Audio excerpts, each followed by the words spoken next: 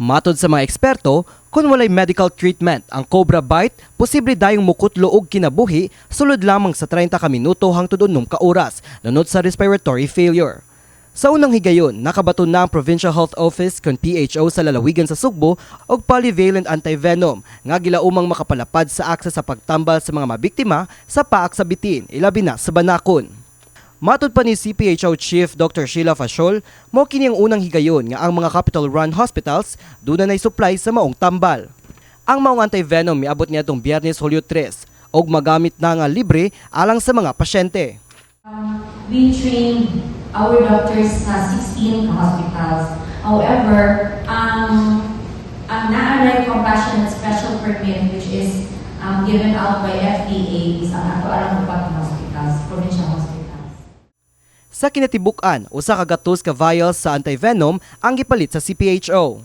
Adunay 20 ka vials ang iapod-apod sa matag usa sa upat ka provincial hospitals. Lakip sab sa makadawat sa mong antivenom ang CPHO sa Balamban, Bogo, Danao ug Karkar.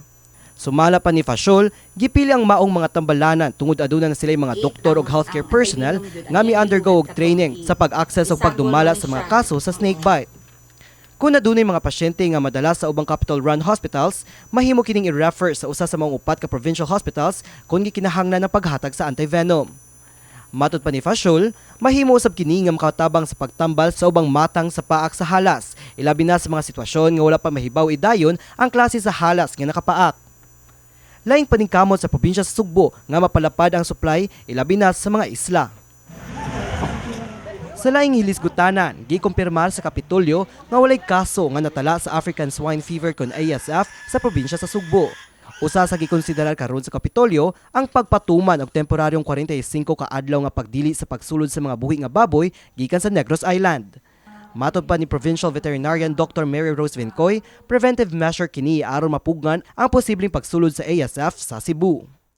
Decision comes with the balancing of our disease prevention efforts as well as considering our economic aspect of the industry. Gi-activate na sab sa tanang mga local government units sa probinsya ang ilang tagsa-tagsa ka ASF Task Force aron masiguro ang hugot nga pagpatuman sa border control o pagmonitor sa pagbalhin sa mga buhi nga baboy. Kini si Mark Ermas, alang sa MyTV Cebu.